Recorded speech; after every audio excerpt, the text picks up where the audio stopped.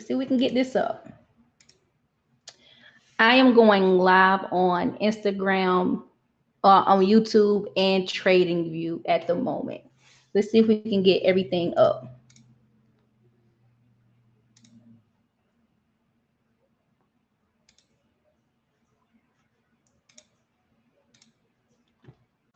So let's share the screen and let's get everything going. Hey, welcome you guys. Welcome you guys. There we go. All right. So how is everybody doing? How is everybody doing? Hey, y'all. So let's talk about it, okay? I am live on Instagram. I'm gonna put my not Instagram. I keep saying Instagram. TradingView. I'm gonna put my TradingView name on here for you guys, so y'all can see my screen. And I am also live on YouTube. And I'll put my name on there for y'all as well on YouTube, so y'all can see my chart. So what we're going to talk about today, you guys, we're just going to talk about a few price charts today. I'm going to go over 3. And basically, I am going to be breaking down understanding how to trade your setup on a consistent basis. Okay, so we're going to start with 3 currency pairs. But let me take you guys through a journey really quick, okay, when it comes to trading. So I started out trading about 5 to 6 years ago, going on 6 years ago. And when I started trading, you guys, I was lost. I was everywhere on my chart. I didn't really have a set thing to trade. I thought that if I traded everything that everybody else was trading, that I would be good to go. And to be honest with you guys, it led to a lot of dang on confusion. And what ended up happening was I just stopped doing everything, meaning I took a break for a little bit, maybe for like, and when I say a break, it was like maybe a small break, a day or so, to clear my mind. I needed to get everything that everyone had said out of my head, right? And the moment I did that, I had to wake up to realize there's something wrong that's being said. There's something wrong with support and resistance. There's something wrong with how trend lines are being taught. There was just something wrong. And so what I did was I stopped thinking about everybody else and what I needed to do on my own price chart. And I started looking at chart as a story, as something that's implemented for me, for myself. And I just learned, instead of me always going to the left to see what's going on, how about I just stay to the right and just stay up to date with the recent buyers or sellers. So that's what we're going to be talking about in today's stream, as I'm here on TradingView and as I'm going live on YouTube. And then you guys on Instagram, if y'all want to see my chart, y'all follow me on TradingView or follow me on Instagram. I'm sorry, on YouTube, so that you guys can see my chart as well as I'm going live. So we're going to start here on Euro USD. Now, when it comes to trading something consistently, you have to start with asking yourselves questions. But I want to ask you guys questions right now. You guys can type it in the live chat if you like. If you're here on Instagram, you can chat it. You can answer the question in your chat. Here on TradingView, you can answer it. YouTube, I can't see you guys, unfortunately. My apologies. I wish that I could, but for some reason I can't. It doesn't allow me to see you guys at the same time as I'm going live. But that doesn't mean that you cannot engage as well and learn as I'm speaking through this information. So let's get to it. Why do you look to the left when you analyze your price charts? Who wants to answer that? Like, why are you looking to the left? I was taught, I don't have formal education, let me say that. Okay, I learned through the YouTube University and Baby Pips University, right? But from what I was shown on YouTube and from what most people show is you look left, structure leaves clues. But I had to start to break down, what does look left, structure leaves clues mean? Basically, all it meant was look left to see what the previous buyers or sellers have been doing in the market. I said, okay, cool. Let's just go with that, right? But when I look left, I have to try to figure out the buyers and sellers at different locations or exchange rates. And that's when I was using support and resistance. I was trying to figure out like the zones, because I was using support and resistance zones as well. And then I was using key levels, right? Which are kind of support and resistance. But then you think about your quarter points every 250 pips, your half points every 500 pips, your 1,000 points every 1,000 pips, right? And so that's what I was doing. And so, all I'm trying to do multiple things at one time on TradingView, y'all. And so that's what I was doing, right? Someone said on here to identify zones. Exactly. But then guess what? At the same time as I was looking left because structure leaves clues, I was also doing advanced patterns. I was also doing trend lines for wedge formations, flag patterns, descending triangles, all these things, right? I was trying to see how price was moving in a bigger span because I'm a swing trader, so I'm looking at higher time frames. And then I was dropping down through all these time frames to figure out what was going on in the market, right? So that's what was happening. So as this is happening, I'm realizing every time I look to the left just to trade right, I'm even more confused with what's going on. I have no idea what's happening on my chart. I looked left, I looked at the structure, I found all these patterns, I'm ready to place a trade, but I have too many decisions in my mind. And I'm trying to make a decision on who's doing what. What am I trading? I had no idea because I've done all these things before it was time for me to place a trade. That was when I realized I was making too many decisions and I needed to stop everything. I only needed one solid decision. It was either to buy or sell, but I knew I was making it overly complicated. So this brings me to now, who looks to the right? And why do you stay to the right when you trade to the right? Right? So that's something I want you guys to answer. If you stay to the right of what's going on, what is it that you're looking for? What is it that you're looking for?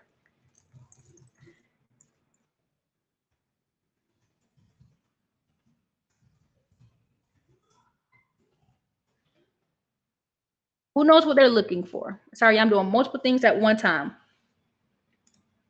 To see the recent highs, lows, and current price. So let's go deeper with that. Okay. Besides to see the recent highs and lows, what else is it that you're trying to see? Hey, Mr. Hayden, what's going on? What is it that you're trying to see besides the highs and the lows? We have to start to go deeper with this thing right here, this information, right? So let's just use Euro USD as a perfect example for our training today, okay? So Euro USD, what's going on the chart? What is she doing? How is she moving right now? What is she telling us to do? What do we do here? Okay. Scorpio Sonia says, who is in the market? We are looking for who's in the market, right? So even if y'all on TradingView, if you're on your phone or your computer, let's go look at Euro USD together, right? What is she doing? So I'm gonna go over it with you guys. I'm gonna spot out the highs and the lows, as you said. Now, to spot out the highs and the lows means you need to have a good understanding of your trend. You got to have a good understanding of what she's doing and what's going on. So you have to have a good understanding of your higher highs, higher lows, lower highs, right? That's how you're understanding who's going to have control. So I'm just going to use my price note tool, and I am going to start to plot out my highs and lows, right?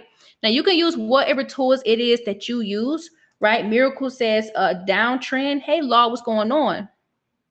Okay. So I'm going to get all these fluctuations, right? Now, keep in mind, here's what we're not doing. Let's talk about what we're not doing. What we're not doing is looking at every candle. That's not what we're going to do as we look at this, okay? We're not focused on every candle. We're not focused on all fluctuations, the little ones, the big ones. We're only focused on the ones that's showing us the trend, right? Since y'all are saying downtrend, right? So let's look at our numbers. We can see that price is going down from 119, 118, 118 at the higher peaks.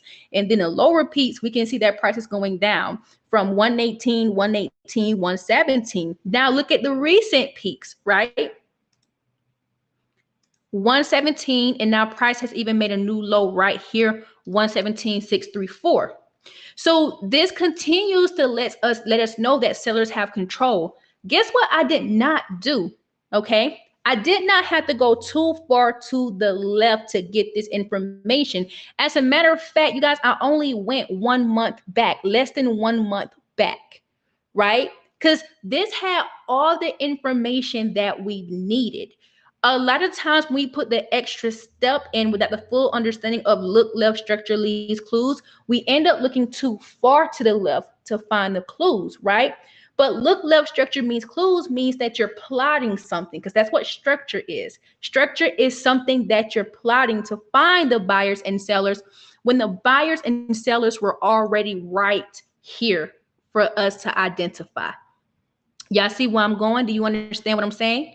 Okay. So now that we're seeing that, okay, we can say, okay, highs, lows, but they're going lower price in the downtrend. And so now here comes where we have to say, okay, well, where do we want to enter the trade if we can enter the trade? Now, I took a sell and I am actually still in a sell on this currency pair. This is one of the ones that I personally like to trade. So I'm in profit. She's hit first targets, right? So now I have a second position that is currently running. But if you're not in a position, let's talk about it. Number one, overseeing the chart. I'm on the daily time frame, which is overseeing the buyers and the sellers from a 24-hour period, right? Which means every candle prints every 24 hours.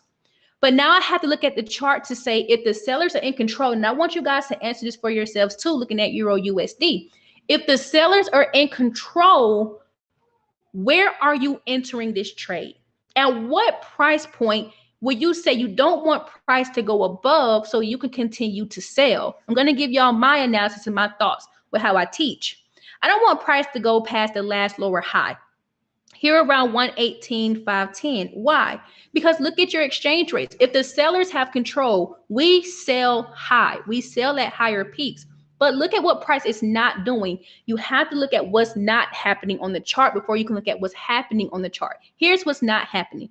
119, 118.948, 118.807, 118.5. As you guys can see, price is not going back above the previous lower high numbers. That's what it's not doing. This lets you know, and this is how you know that price is trending. Okay. I've not mentioned structure as I've been speaking to y'all at all. I've not mentioned any type of structure. Okay. But now look at what price is doing as it's creating a ripple effect to the downside. What price is doing is showing you where the sellers want to stay below. So you have to start taking notes of these numbers. And then it's showing you where the sellers are going. Sellers are breaking the low numbers or the low exchange rates to the downside. So this is how we know where we're wanting to focus on, what we want to focus on, right? So now here comes where you can plot structure. Y'all remember, structure just tells you where you decide where you want to enter price. If you use support and resistance, you'd be using resistance right now because the sellers have control. If you use a trend line, you're going to be using a descending trend line. Just maybe if you use the wicks to say, hey, I'm going to use the wicks because this is what price is doing. Price is hitting the trend line as it goes down. You're following the trend with your trend line. If you use a key level, whatever it is that you use, I personally use what's called an estimation zone. I've created the zone to tell me where I estimate price can go back to so that I can enter my trade, right? Now, let's go into the next thing here. Look at what your trend is actually doing. I like to call this a market condition. I teach this in my coaching group. Your market condition is how price is dressed. Look at the range of this market. What is the condition of this market? Y'all already told me it's a downtrend, but what type of range is it? Has anyone ever heard of the condition, a market condition, besides the people I teach? Have y'all ever heard of a market condition? Because if not, I'm going to explain it to you guys. Think of weather outside. If it's cold, you put on a jacket. If it's hot, you wear a short sleeve shirt. If it's a little chilly outside, let's say it's like early spring or fall, you're going to put on a light jacket, right? Well, when I think of trend, I think of the way I'm approaching the condition. I think of broad, which means that there are really deep pullbacks. And then we have a narrow range where price is trending really tight. She's trending, but it's really tight. And so if you look, y'all, we have a really tight trend right now. So now you're going to have to ask yourself, is it even worth it to sell this pair back to the downside? For example, when I trade in a downtrend, my exit point is the lower low. I don't second guess it. So if I want to take a sell here and I'm hoping that price stays below $1.18 because this is the last lower high, if I looked at where I could enter the trade, because I enter on the daily time frame. So you have to specify these things that you do. What time frames are you entering? If I enter this on a daily time frame and I trade back down to the lower low, which is here at $1.17634, will I have a good risk to reward trade on my hand, right? If you enter this on a lower time frame, say a 4-hour or a 1 hour, you could have a really good risk to reward on your hand and be able to take the trade. So the condition of the market also affects your profitability, and if you can even take the position, okay? So this is how we continue to trade to the right without needing to always look left because structure left clues. We trade a market that moves right. We don't always want to be the people who focus on the past, right? It's great if that's your trading style. Nothing against it. But if this is something that you've been having a hard time with, it may be time to make a different mindset change. Okay? It may be time. I'm going to answer a few questions before we go to the next pair. Let me see if I can get you guys in it just a little bit better. Someone asks, is it better to use the wicks or the candle when using a trend line? That's personally up to you. I like to use a combination, but I think if you're a beginner, using the wicks are going to help you out a lot more because it's a no-brainer. You take the second guessing out of things. Someone said, I've heard there are 2 types of market conditions. Is that correct? It's actually 4 types of market conditions. You have a broad trend, narrow trend, high volatility, and low volatility. So there are actually 4 types, and I love teaching those types for profitability reasons. So let's go to the next currency pair, which is going to be a pound USD. So once again, you have to look at what's going on. I'm going to keep my chart to the right. Okay, I'm going to keep my chart to the right. You don't need a lot of information to see what's going on the currency pair. Once again, just find your important buyers or sellers. So once again, we're going to go back to the highs and the lows. Let's just plot out the important highs and lows. Once again, using a price note tool here on pound USD. So the previous high, we're just going to go here before price dropped down in June, was $1.40.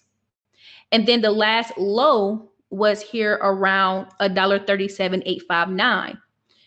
In July, early July, price actually went past the last low at $1.37859, and it went down to $1.37312. This lets you know that the sellers have control. Now, I actually lost this trade, believe it or not, because I'm going to teach you guys how to update to make money, to make your money back. I'm not ashamed to say I lost a trade. I was looking at the weekly time frame because the weekly is actually bullish, although monthly is bearish. Technically, this pair is an overall downtrend. That's number one. I was trading with the hopes and potential that where price hit my zone for the weekly time frame, price would go back up. But I had already let my students know that that I knew that if I lost, I knew the risk. A lot of them were looking for sales, and I actually told them to sell if that's what they see. Here's the reason why.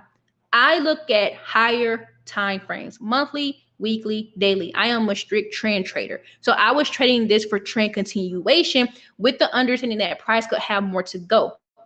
Some of my students are not well versed in the weekly time frames, and so I teach them how to trade active positions.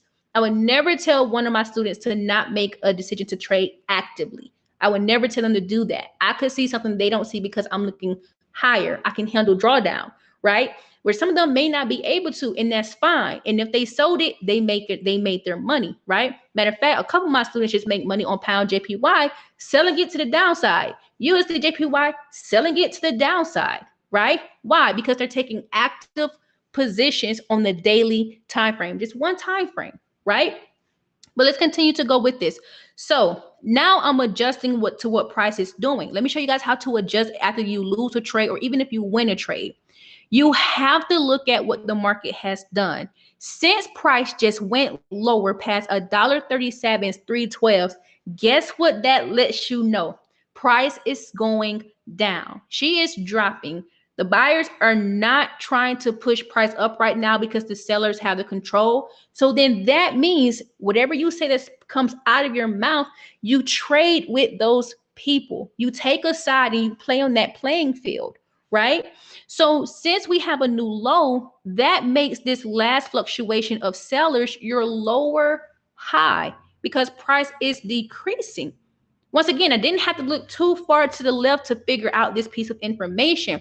Not looking left to find structure. Structure does not come first. You finding who has the control has to come first.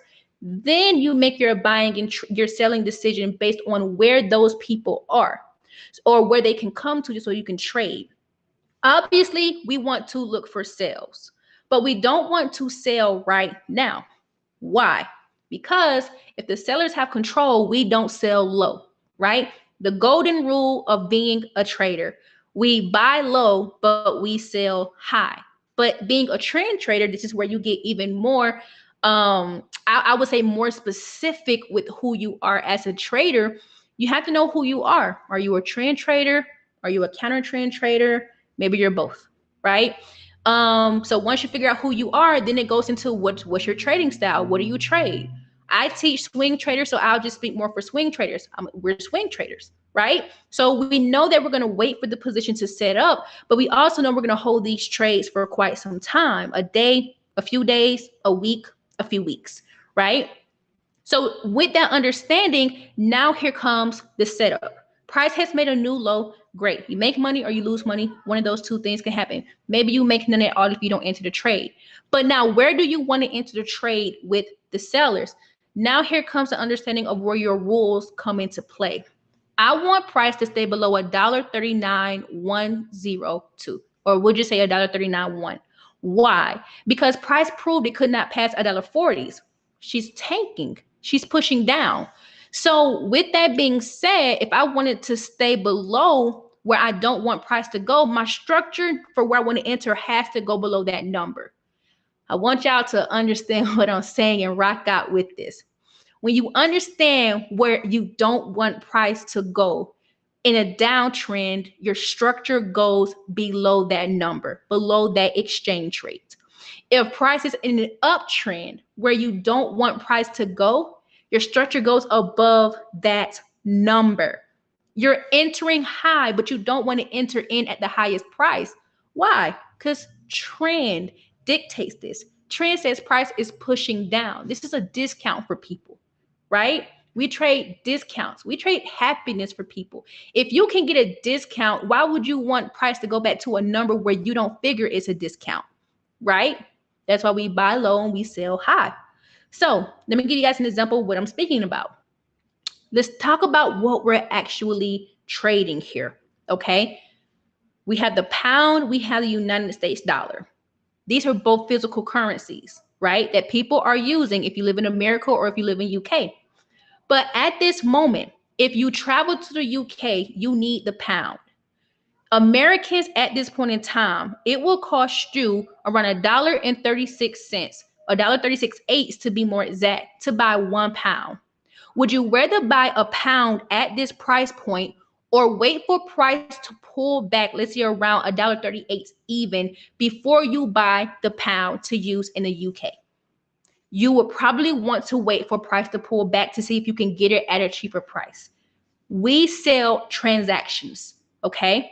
Meaning if we're going to sell this transaction to make money as the trader, we want to see price pull back as well. We want to see them get the discount. We want to see them get the better price, because then we can make money off of that information. That's exactly what we do in this market. So think about it this way.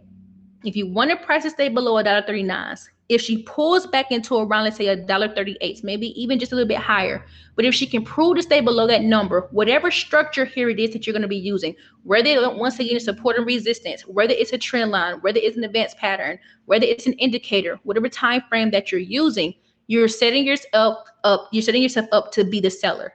But at this point in time, this will be a future trade. It's a future trade because we're not selling at the moment. You're just setting it up. So if price does pull back, and once it pulls back, you're already set up for the position. But here's also why this is a future trade. At this moment, you can't even dictate exactly where this thing is going to stop until the pullback happens. Sure, you can use support and resistance for future references, and that's great. But you still need price to give you that information. You still need price to pull back to show you it wants to go back up anyway. Because once again, going back to the market condition, this is technically a trend, and it's going down. But if volatility hits, it'll just shoot straight down, right? With no pullback in sight. But you need volatility to also bring price back up. You need to bring it back up. Okay. So right now, this is a future trade, right? That we just set up. Okay. So let me see if y'all have any questions over here. Okay, I see. Okay, so we're up to date on here.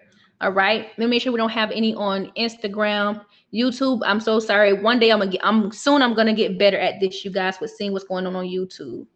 Hey, how you doing from Argentina? How are you? Okay, y'all. So let's go on to the very last pair. Okay.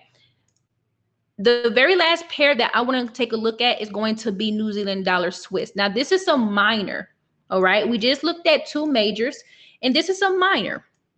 Now, if you look at what we just did on pound USD, and then if you look at what we just did on Euro USD, you'll see that we didn't have a lot of information, but we can still scout out trades, right? But if you look here on New Zealand dollar Swiss, we actually have a lot more information. Now, this is where for some traders, confusion could actually set in because you have more candlesticks to work with. One of the things that I like to teach traders, and this is a really good tip, if you don't know this tip, please write this down. Just find two highs and two lows and name them. That's it. Two highs, two lows, name them to see who has control. So just take out the stress of all the candlesticks. Candlesticks are just people. Just think about it like that. They're people. So for example, looking at the fluctuations, I'm just going to go back to the left just a little bit. One of my last high points or high peaks was here around 60.657 Swiss franc. And you had a low here. I'm going to make it come up to that wick around 0.64285 Swiss francs. Okay. Then you had a new low, which was right here back in June, around 60.63862 Swiss franc. The moment price went lower and past that lower low, it's the sellers in the market. That's the sellers. And then price pushed up higher. But what did price not do? Remember, you have to see what price did not do. Price did not go back above 0.65707, which said, hey, sellers are in the market. This is how you sell high. It stayed below 0.657. It proved that it could, and then price decreased. And when price decreased, what did price do? It created a new lower low. Okay. And once it created a new lower low, 0.63332 is lower than 0.63862. That made this the last lower high where you don't want price to go if the sellers still have control. If they still have control. Okay. So you kind of answer a few things without structure being involved. Number one, you found out who had control of the sellers. Number two, you found out the trend, which is a downtrend. And number three, you found out the side that you want to trade, which is being the seller. That makes sense how this is coming together. Yes, I'll say this live for you on Instagram so y'all can listen to it as I speak. And then y'all can reference back to it with your charts. Okay, I'll save it. As long as Instagram allows me to. Okay, but does that make sense how I just spoke those numbers out and how you can pinpoint who you are and decide or the position you want to take without plotting structure first? I think if you plot structure first, you confuse yourself first, because once you plot it, then you got to look at time frames and you got to go figure out who has control. And sometimes you don't even know who has control because you've already filled your chart with information, with data. You've already done it. So now that we know who has control, it's time to say, okay, well, if the sellers have control, where can we enter the trade? Now, price already moved. Price has already moved. Yesterday I told my society, my swing trading society, my coaching group, depending on today's candle closure, I would enter. I probably should have set a sell limit order. I would have been in the trade, but at least I know that right now price is going the direction, right? So let's talk about it. At the point in time where you don't want price to go below 0.65487, remember, if the sellers have control and that's the last fluctuation from the sellers, your structure goes below that number. Once again, whether if you're using support or resistance, you're using resistance. Resistance says this is where the next lower high will be made. It's not saying price will struggle to break through. Price don't have to struggle to do anything.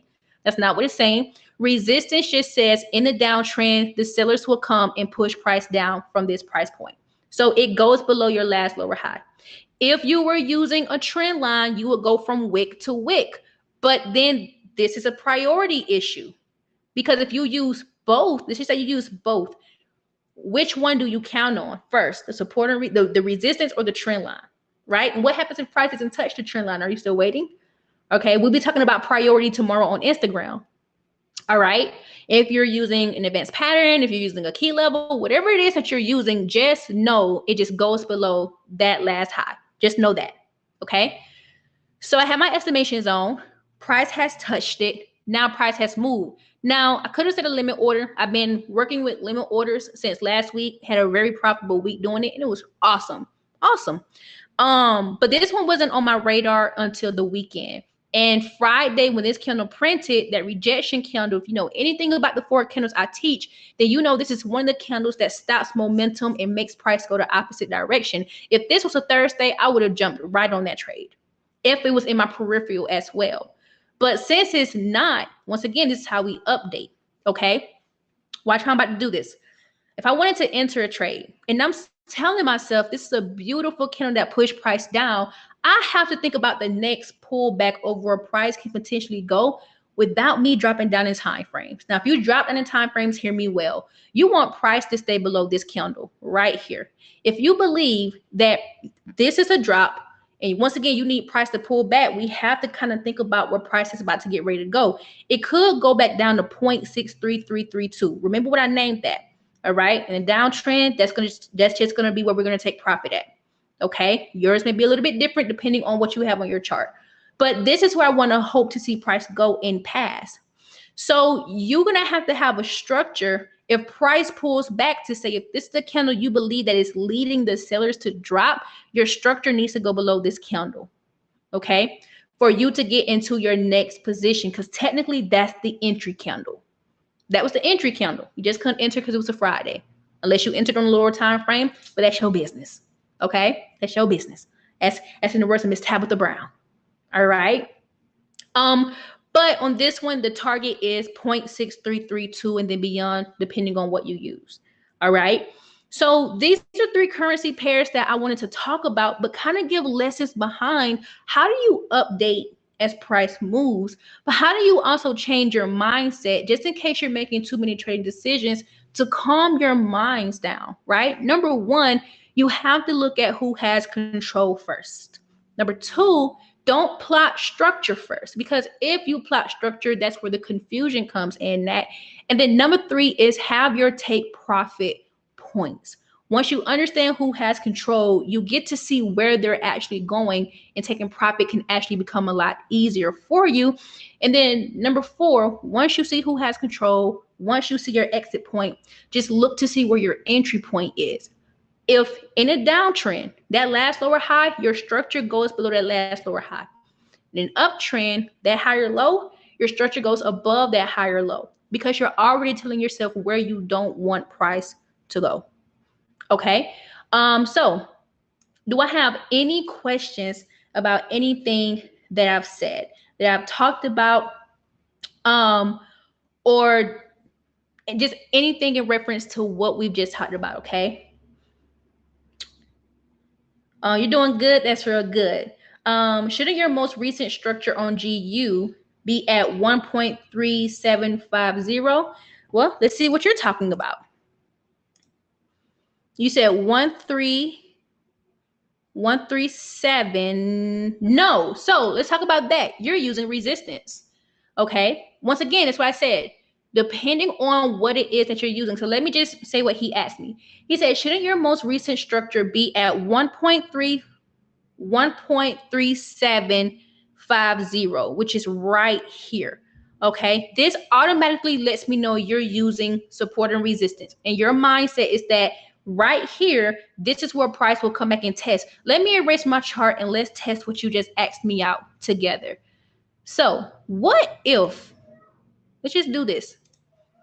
As you can see, price broke your low, right? And at this point in time, when price broke your low, because you're using resistance, you will probably have your resistance level right here, right? And you will probably be looking for a sell, because support and resistance for most traders, when price breaks a low, they'll put their level at lower lows, or if price is going up, they'll put their level at higher highs, right? Not against that. That's your business, like I said, right? So now here comes my question. What are your rules? You see how price goes above that level? Now, are you looking for a buy? And you say, okay, you're supply and demand. Okay, well, let me ask you this, because I don't know your rules for it. What is supply and demand to you? And how do you plot your supply and demand? Because if I'm using it the same way of how you're asking me, you're hoping that price is going to stay below this demand zone. Am I correct in how I'm assuming that? It could be a quick yes or no. Am I correct in assuming that? Gonna wait to see what he says, y'all.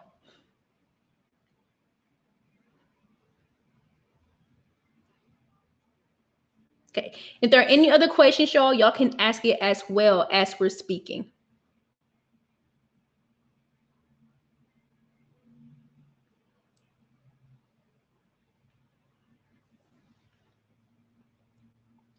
Okay, you say you use supply and demand. When a demand is broken by a bullish candle, a demand is formed.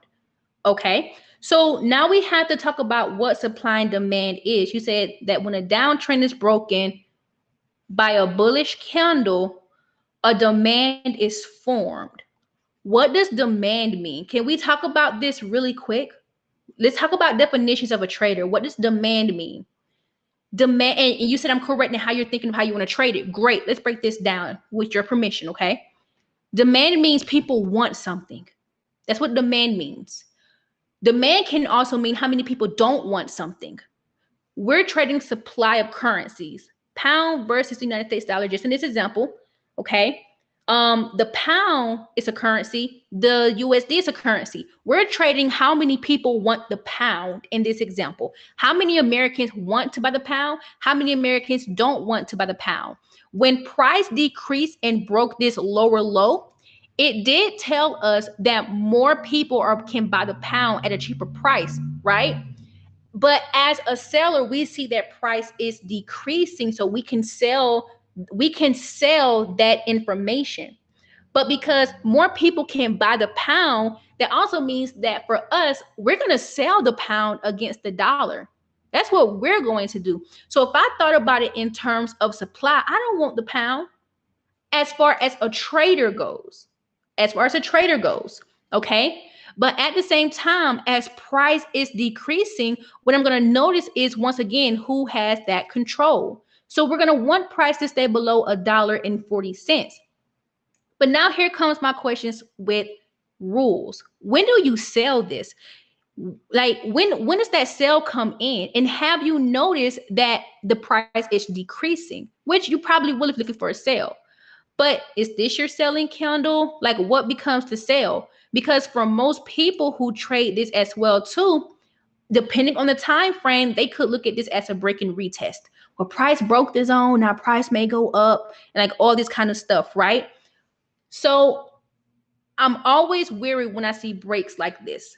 I don't know your rules, so I can't trade. I can't talk about your rules for you. You'd have to explain that and put that into the description. Okay. But what I would say is you have to think about a higher area. Just in this example, because it doesn't happen often, but in this example, a higher area. Because the issue is, what happens if price were to go up a little bit more? Is this zone still valid? Since price broke the zone, is the zone valid?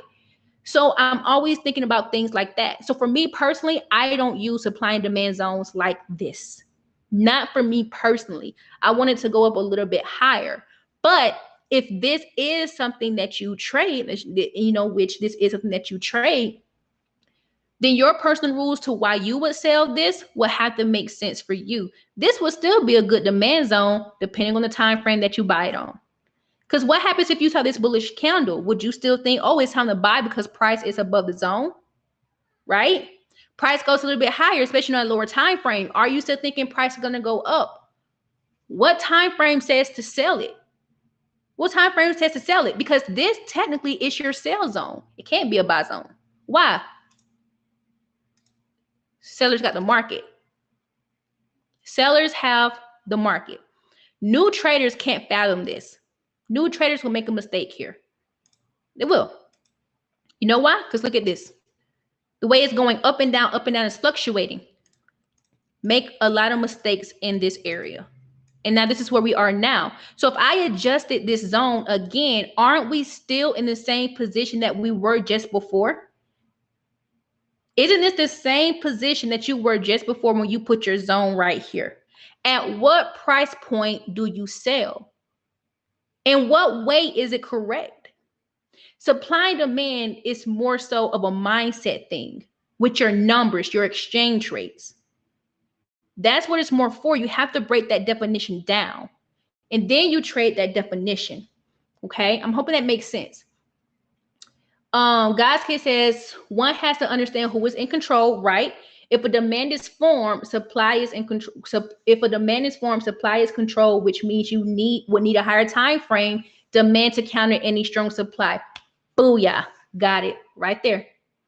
Oh, and that's my guy, God's kids, y'all. He's an amazing, amazing options trader. Me and him both trade supply and demand. So we know very well a lot about supply and demand. But I think sometimes what happens is people get supply and demand and support and resistance mixed up. And they get the definitions mixed up and the way you plot your zones mixed up. Each has their own prerogative. Don't get me wrong. How you trade that is how you trade it. But it's the understanding of what you trade that makes you a better trader. So we have to break that lingo down. Anytime someone comes to me for help, I always ask, how do they think about something before I say, oh, well, this is how you trade it. I want to know how you're thinking about it first. And then do you have rules for every scenario that happens with that particular thing that you're trading? Okay. Sonia says, I have a question. Do you have a video on how to place an order with a broker? Do I have I do actually on my YouTube channel. Yeah, I probably do on my YouTube channel. I do. And then I teach it to my students as well too. What advanced patterns do you consider after you've marked off your higher low? I don't trade advanced patterns. I don't. I only trade my estimation zones for the most part. And I'll trade a trend line here or there, but I don't trade it like most people do. I have to wait for a revert. Price has to reverse for me to use a trend line.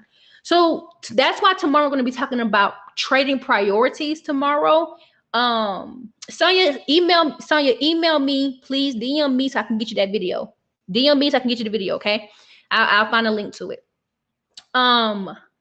Advanced patterns, once again, is something you have to choose to trade. Every trader does not trade everything. So let's talk about this for a quick second. When you go to people to learn, please understand that everyone doesn't trade everything. We can know about it, but that don't mean we use it, and we're not supposed to teach everything. When you're a trader, solve one problem. What is the problem you're trying to solve? How to get from point A to point B. How you solve it is up to you. Have one solution. Even though mathematically there are a lot of ways to solve any problem, but what's the easiest way for you? If you have too many ways, which one becomes right is the question. Which one becomes right? Okay. But I don't use advanced patterns. That's something you'll have to look up for yourself, okay? That's a sell zone for me as well. It's a zone that I'll need to be retested for a sale, but I see your point. You rather I'd rather look for a higher price point. Exactly. I would rather look for a higher price point before I consider selling at a low price point. Because think about it like this. If you said that if we say that we sell high, this is not high enough for you to have a really good risk to reward, like where that zone was. Now, this one may be because price is falling a little bit. You may even want it to fall down a little bit more. This would be really great, right? But in this example, you don't have enough room for price to travel. But if you put your zone higher, oh, now you got room for price to travel. So think about it that way too, depending on the time frame that you trade. Like for me, I'm a swing trader. I need distance when I trade. I need space. I need price to move so that when I enter a trade, I got a really good risk to reward, right? And that's something else that we have to think about. Which indicators do you use? I rarely use indicators. And if I do, it's a moving average, MA 13 in EA 16. But other than that, I don't use indicators. This, like, I like to think, and I know we say this all the time, we're the indicators, but technically we are. Our eyes are first to be right. And then your indicator is second. Indicators are second, right? If I already said who has control, bam, got it.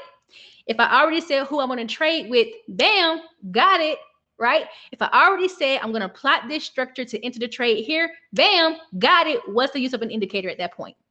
If only is to be an extra piece of confirmation. But guess what? That indicator becomes it goes last, right? It goes last. Because then here comes the question to talk about priority once again. If you have an indicator, what is the purpose of it? What is the purpose of your standards and your settings? And then at the same time, if you think about it as well too, once you have these settings involved, when does the indicator get used? What if you're right and the indicator goes against you? Do you listen to yourself? Or do you say, well, I need to wait for the indicator to come around to me, right? Like, who builds a system? We do. Who's to control the system? We are. Who tells the system what to do? We do. So your indicator kind of works the same. It kind of works the same. It measures what you want it to measure. So for example, when I have my MA13 on, I wanted to measure the average movement of the last 13 candles because that's where I have it set to, because I like to trade trending areas. So it's going to measure how trend is fluctuating for me, right? That's what it does, because if it's a tight trend, that indicator is going to sit on the trend on my lower highs and then my higher lows for me. Then the EA16 is going to come in, and I don't trade crosses. I want to let y'all know that. When I do use my moving averages, I'm looking at the space in between. So here comes my EA, and it's going to have some momentum, some space in between that moving average to show me, Shaquan, this is a strong trend because you have space in between these moving averages and prices flowing along with the direction that you're trading. So this is a really good confirmation that price is trending very well for you. Keep trading in this direction, right? So do y'all see how as I'm speaking through my indicators, they have to align for me.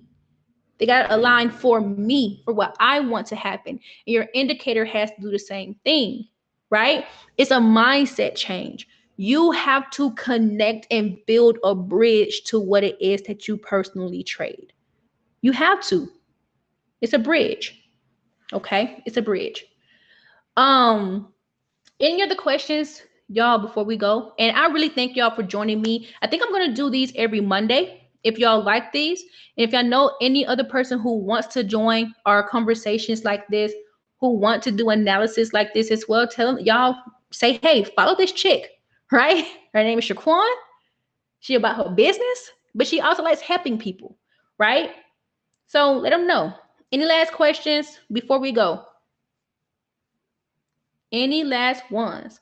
Any last ones? Thank y'all for the new follows as well. I really do appreciate it too. Really appreciate it. Thank you for the hearts over there on Instagram. I have a question here. Do you disregard lower time frame zones after entering the daily? Yes. So I personally do not enter on lower time frames. As a swing trader, I stick to my trading style and I don't like the noise on lower time frames. So for me personally, I analyze mostly the daily time frame. And I enter on the daily time frame. I don't drop down to my 4 hour. My students force me to, only for analysis purposes for them. But you will not catch me on those lower time frames. I don't. I'm not trying to be a day trader. I'm not trying to be a day trader, a scalper. I want my price to move because I want to hold my positions.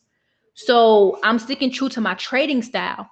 Also, I think the more time frames you have, the more you have to do. And that's good if you're the lower time frame trader, but it's not good if you're the higher time frame trader. So you have to niche down. When we say trading is a business, you know what business owners do? They niche down. And we have to do the same thing, right? So that's like the most important part. Someone asked, what is EA indicator? my exponential moving average. I'm sorry, EMA. EMA. I missed the letter. EMA. Exponential moving average. That's what it is. It's a moving average that basically measures the standard of your measures the momentum of your last few price action candlesticks, or how many price action candlesticks you told it to measure the average of the distance and moves. Someone asked, don't they impact your higher time frame entry? Ask that question again, what you're asking for specifically. What impacts the higher time frame entry? Ask it a different way. What's impacting it? You'll be here next Monday. Awesome. For day trader, EMA is better than than the EMA, right? So it's an exponential moving average better than a regular moving average. I think is how you test it. If you feel like your moving average is better than the exponential moving average, test it. If you feel like it's the other way around, test it. I use both on my price chart, but I'll be honest, you don't see it on my price chart right now because I took it off. Why? It's not needed. I can already tell that price is trending. Sometimes I tell traders, if I know they use more than one thing on their chart, I'm asking, well, why do you have this here? And once again, it comes down to, when is your indicator in effect? When is it helping you, right? Like, when is it aiding you, assisting you, and guiding you? If I did put it back on my chart, let me see if I was right. Yeah, EMA 16, EMA 13. So if I have it on my chart, okay, cool. But guess what? I didn't need this to show me how to enter the trade. Once again, I told you I lost the trade, but guess what? When I adjust it, it's not going to be my moving average that puts me into the trade. It's going to be my original setup that puts me into the trade. Okay. Does your lower time frame zones impact the higher time frame because they're all tied together? No. Well, yes, depending. So my lower time frame is the daily, right? My higher time frames are the monthly and the weekly. It's actually backwards. So my higher time frames affect my lower time frames, right? So for example, when I took this GU trade, I had a zone. If you're in the Swing Trading Society, please go to the weekly time frame on GU and look at what just happened. We talked about this a week or so ago. Please go back to the weekly, update your charts right now, please, per the weekly time frame. Post it in the Facebook group. Thank y'all. Something just happened that we've been talking about. So for example, okay, this is about to be awesome on the Q training. All right, so let's go to the weekly time frame to show you. So this is the weekly time frame, and this is what was going on the weekly. If y'all look at the trend was up on the weekly time frame. Okay. Now I told you guys earlier that price is actually bearish on the lower on the higher time frame overall on the monthly. If you go to the monthly, price is actually creating lower lows and lower highs. This is all a mere retracement. But look at what price just did, like right now. Price just passed the last weekly high, higher low at 1.366899. Everything's about to come together. I had a zone in this area. I had an estimation zone, and that was why I was buying. And I had even told my students, if I sell and I lose money, it's going to tell me what to do next. And now it's telling me to continue to be the seller now, right? Now we're about to go together. So my higher time frame zone, and I'm going to show you this, it impacted my lower time frame. Because when everything came together, I was looking for a buy. I was well within my right to look for a buy, right? But now, if you look at what's going on, you see how my zone drops down to my weekly. My daily zone will not go up to my weekly time frame. It won't. Because you have to look at the type of position that you're taking. If I'm on a weekly time frame, I'm taking a long-term swing trade, which can last weeks to months, maybe a year. I've not held the trade that long, but it could last months. If I'm on the daily time frame, I'm only looking to hold that trade for a day, a week, a month, maybe 2 or 3 at the most, right? So it's all about the order and the flow in which you trade. Right now, this will be more of an active position that I take. Now that I have to correct myself, this will be more of an active swing trading position. Where if I'm looking at this for the weekly now because I have to go back and adjust it, I'm looking at this as more of a long-term drop. Okay. So it just depends on what you say your lower time frame is, and then it depends on what you say your higher time frame is, and what are you hoping to get out of each time frame. That's what it's really going to boil down to. Okay. Cool. So you enter on the daily. Yes. What percentage are you risking per trade? 3. I just risk 3% per trade. EMA is more sensitive and moving. Thanks for your good info. You're very, very welcome. You're very welcome.